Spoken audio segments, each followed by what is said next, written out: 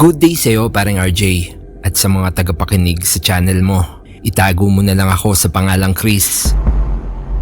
Nangyari tong karanasan ko nung minsang nagtry kami ng mga tropa ko na maging vlogger. Ang iko-content sana namin ay yung pagpasok sa mga abandonadong establishmento. Kasama ko yung dalawa kong tropa na itago mo na lang sa pangalang Sam tsaka kay Lex. Bale bukod sa cellphone at flashlight, wala na kaming ibang dalang gamit. Mano-mano din yung paghahanap namin ng mga lugar. Nagbabay kami at lumilibot sa mga katabing bayan since madami namang luma at saka abandonadong bahay rito sa Bulacan, kaya hindi naman kami nahirapan. Medyo may transition pa ng mga panahon na yon ng pagluluwag ng quarantine, kaya mahirap pa magtanong-tanong. Although advantage din naman yung quarantine dahil as in wala talagang tao doon sa mga pinupuntahan naming lugar. Kaya mas napapakita namin yung eerie tsaka creepy vibes nung mga pinapasok naming abandonadong establishmento. Nung mga una naming content araw tsaka maliwanag pa yung mga kuha namin. Pero isang beses nga biniro kami ng isa naming subscriber na gabi naman daw namin puntahan yung mga abandonadong establishmento para raw mas creepy. Nung una nga nag-hesitate kami since hindi naman talaga horror yung genre ng content namin. Pero napaisip rin kami na baka ito na yung magbo-boost sa channel namin. Kaya isang hapon nga may pinuntahan kaming isang lumang abandonadong bahay. Matagal na naming nadadaan-daanan yung bahay na yon. Usap-usapan na meron daw nagpapakita doon na white lady. Sobrang generic kaya imbis na matakot nagtatawanan pa kami. Medyo malaki tsaka magara yung bahay pero kitang-kita yung pagiging marupok na ng materyales sa loob dahil na nga din siguro sa katagalan. Luma yung disenyo nito pero elegante pa din yung tindig. Dalawang palapag at gawa sa bato yung ibabang parte nito. Kahoy naman sa pangalawang palapag. Hindi na kami humingi ng permiso dahil hindi na din namin alam kung sino yung may-ari ng bahay. Wala din kaming budget para sa mga permit at sa kung ano pa man. Ito din yung dahilan kung bakit hindi namin totoong pangalan yung nilagay ko sa storyang ito. Iwas bash na rin. Bandang alas 11 nga ng gabi nung umakyat kami sa pader, papasok sa abandonadong bahay. Nung una, nakaramdam ako ng kaba. Pero dahil na din sa kulit ng dalawa kong kasama, medyo nakampante na rin ako. Inikot muna namin yung labas na parte ng bahay. Kumuha kami ng mga pwedeng footage na magamit. Kinuhaan namin pati yung kotseng makaluma na nakaparada rito sa gilid. May parang maliit na fountain din sa likod nito. Tanda na may kaya nga yung dating nakatira rito. Naghanap din kami ng pinto o bintanang pwedeng pasukan nang hindi na namin kailangang sirain. Swerte naman dahil sa bandang gilid nga merong bukas na pasukan. Wala na yung mismong pintuan nun. Either kinain na ng anay o baka sa pagpagpag nito sa katagalan kaya kusa na yung nawasak. Nagsimula nga akong mag-opening spiel. Nakatutok sa akin yung cellphone na hawak ni Kylex. What's up YouTube? Halina't samahan nyo kami na pasukin yung abandonadong bahay na to. Usap-usapan nga na merong naninirahang kaluluwa rito Tingnan nga natin kung totoo o baka naman chismis lang. Sakto, wala akong jowa ngayon. Malay natin maganda yung white lady. Matapos nga ako mag-intro, nagtawanan kaming tatlo nang biglang nagulat ako nang may parang sumabay sa tawanan namin. Mahinhin yung boses. Sa tingin ko nga, boses ng isang babae. Napalingon ako sa loob ng bahay dahil sa tingin ko dun yun nanggaling. Tinapat ko yung flashlight sa loob. Pero wala akong nakita. Chris, bakit? Tara, pasok na tayo. Baka may rumonda pa na barangay tanod. May-ari pa tayo.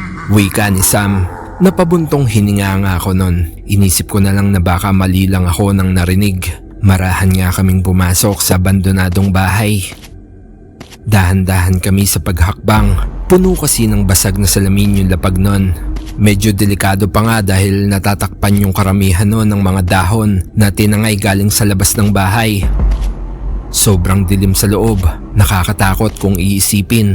Typical na haunted house kasi yung itsura ng loob nito. May ilan pang kagamitan yung nakatakipa ng tela. Meron pang ilang basag na estatwa ng di ko na makilalang poon. Meron ding ilang picture frame o portrait na di ko na maaninag yung mukha ng tao. Nakadagdag pa sa creepy vibes nito ay yung sobrang katahimikan. Siguradong pag mahina yung loob mo, hindi mo gugustuhin pasukin nito. Isang bagay nga, nabilib ako kila Sam at kay Lex dahil di ko sila nakitaan ng takot ng mga oras na yon. Maya't maya pa yung tawanan nila. Paminsan-minsan gumagawa pa sila ng jump scare. Matapos nga namin malibot yung ibabang bahagi, medyo nasanay na kami sa loob. Kumbaga nakuha na namin yung pacing sa paglibot ng medyo may kadiliman. Ang siste, kung saan nakatapat yung cellphone, dun lang din nakatapat yung liwanag ng flashlight. Narating nga namin yung main door. Nakasarado yon pero wala naman kaming balak na dun dumaan, kaya binaliwala lang namin. Sa bandang gilid ng pinto ay may kalakihang hagdan. Gawa ito sa kahoy. Kita mo rito na talagang mayaman yung mga dating nakatira. Maganda kasi yung disenyo nito. May mga ukit pa yung hawakan na parabang nililok ng isang profesional. Namangha kaming tatlo sa itsura ng harapang bahagi ng bahay na yon. Kahit kasi sira-sira na at madilim, kitang-kita dito yung pagiging elegante nito. Sa gilid pa nga ay may isang malaking portrait ng isang pamilya. Meron ding solo portrait ng isang dalaga. Inilawan ko nga ito pero di ko maaninag dahil na din sa alikabok. Akma na nga sana kaming aakyat sa pangalawang palapag, biglang may narinig kaming bumukas na pintuan. Nagkatinginan kami at minabuting patayin yung mga dala naming flashlight. Ano yun mga pre? Parang may nagbukas ng pinto dun sa second floor? Wika ni Sam. Oo nga, pero imposible naman na may tao rito. Di sana kanina pa tayo binaba dahil ang ingay ng tawanan natin kanina. Wika naman ni Kylex. Binuksan ko yung ilaw at tinapat sa second floor. Inilawan ko din yung hagdan nang para akong namalikmata dahil may nasinagan ako. Kaya binalik ko yung ilaw sa balkonahe sa pangalawang palapag. At laking gulat ko nga nang may naaninag ako na nakatayo ron. Hindi ako maaaring magkamali paring RJ. Isang nakaputing dalaga yon. Bahagya siyang nakayuko at tingin ko nakatingin siya sa amin. Hanggang balikat yung buhok niya pero hindi ko maaninag yung mukha niya dahil nabitawan ko bigla yung flashlight na hawak ko. Impit akong napasigaw. Tinignan ako nila Kylex na parang nagulat tsaka nagtaka. Binalik-balik pa nga nila sa akin yung camera. Nakita niyo ba yun? Tanong ko sa kanila. Ha? Anong nakita? Sagot naman nila sa akin. Medyo kabado na ako nun kasi malinaw kong nakita na may nakaputing babae dun sa second floor. Pero hindi ko na lang din sinabi sa kanila. Ayoko kasing magmukhang duwag lalo pat nakaplay pa nga yung recording sa cellphone. Maya-maya pa nga, nag-aya na sila na umakyat. Sa totoo lang, nagdadalawang isip na ako ng mga oras na yon. Kaso yung pagpasok kasi ng gabi doon halos idea ko talaga kaya no choice. Dahan-dahan nga kaming umakyat sa hagdanan. Bawat hakbang namin, tumutunog at lumalangit-ngit yung mga kahoy na inahakbangan namin. Para bang isang maling hakbang lang bibigay na ito. Nang marating nga namin yung second floor, biglang nagbago yung simoy ng hangin. Mas lumamig na para bang rep na naiwan. Lumingon kami sa paligid. Sa dulo ng maliit na pasilyo may nakabukas na pinto. Tingin ko, papunta yon sa isang beranda na nakita din namin sa likod ng bahay kanina. May mga magkakaharap na pinto sa pangalawang palapag. Tinapat ni Kylex yung camera nang bigla itong kumurap-kurap. Maya-maya pa, pati yung flashlight na hawak ko ay nagloko na rin. Nagkatinginan uli kami. Maya-maya pa nagulat ako nung may mabilis na parang anino yung tumawid sa harap namin. As in parang may lumakad sa harap mismo namin. Nagtayuan yung balahibo ko sa batok. Kasabay nun, biglang nagtakbuhan yung dalawa. Syempre, maski ako napatakbo na rin. Kaso sa kamalas-malasan pag-apa ko dun sa baitang ng hagdan bigla akong nalusot. Buti na nga lang napakapit ako dun sa hawakan kaya di ako nagtuloy-tuloy sa baba. Bale nasa baba na nun sila Kylex at Sam dahil nga nauna na silang tumakbo. Dali-dali nga din akong sumunod palabas. At laking pasalamat ko nga dahil nakalabas naman ako ng ligtas. Nagmamadali nga kaming umakyat uli sa pader para umuwi na. Nakarating naman kami sa lugar namin. Napagkasunduan namin na bukas na lang namin pag-usapan at i-edit yung mga kuha namin. Bale, doon na nga nagsimula yung mas weirdo pang pangyayari. Natulog nga ako nun at meron akong weirdong panaginip. Tungkol yun sa isang pamilyar na dalaga. Nakasuot siya ng puting bestida. Nakakapagtaka dahil parang close na close kami. Para kaming nagsasayaw ng makalumang sayaw. May mga nanonood sa amin. Parang walang pagtataka sa isip ko. Kumbaga parang go with the flow lang ako. Nagyakap kami. Tapos pumunta siya sa likod ko.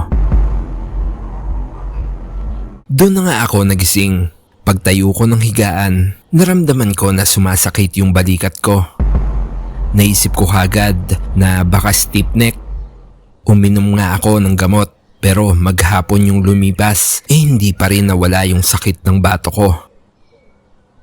Kinahapunan, pumunta kami sa bahay nila Sam para mag-edit ng content namin. Parehas parang puyat yung dalawa. Ano mga pre, ba't parang may sakit kayo parehas? Tanong ko. Lang niya. Di ako nakatulog pre. Di ako pinatulog ng panaginip ko Wika ni Sam. Ha? Weird? Ako din Di ako nakatulog. Ano bang panaginip mo paring Sam? Wika ni Kylex. Basta, tungkol yun sa parang may pinapanood ako na sumasayaw na lalaki tsaka babae Kaso yung mukha kasi nung babae. Di pa natatapos sa pagsasalita si Sam nang sumabat si Kylex. Lalaki at babae? Pero yung mukha ng babae inaagnas? Nagkatinginan silang dalawa at tila kinilabutan.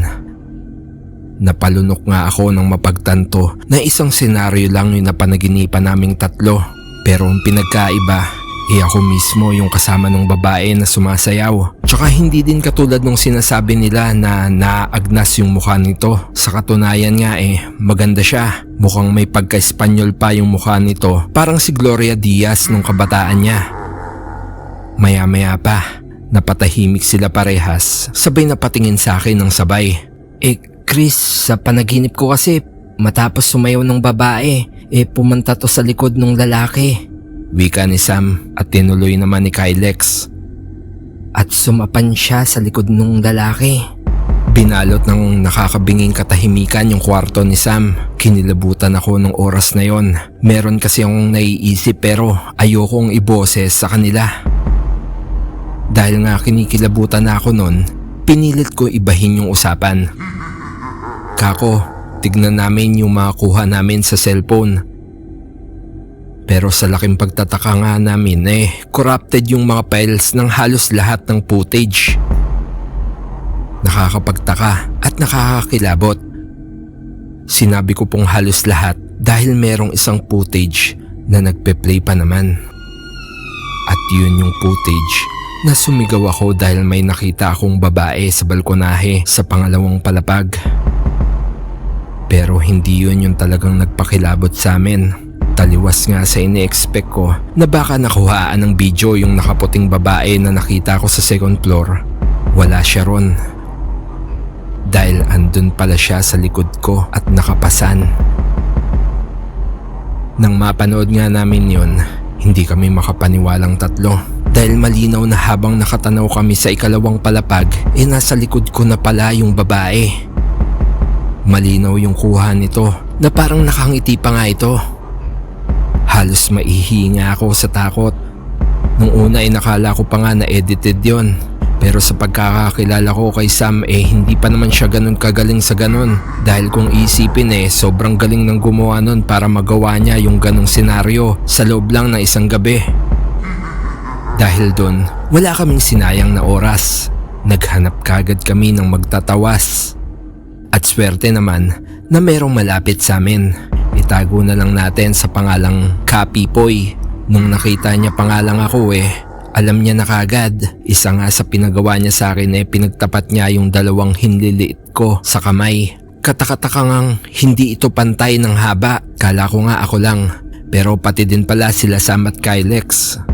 Ayon kay Kapipoy, meron daw kaming nagambalang kaluluwa. Hindi naman daw ito masama. Pero may tendency na manggulo ito sa amin. At sa case ko nga, sumapan pa ito. Takot na takot ako nung mga time na yon.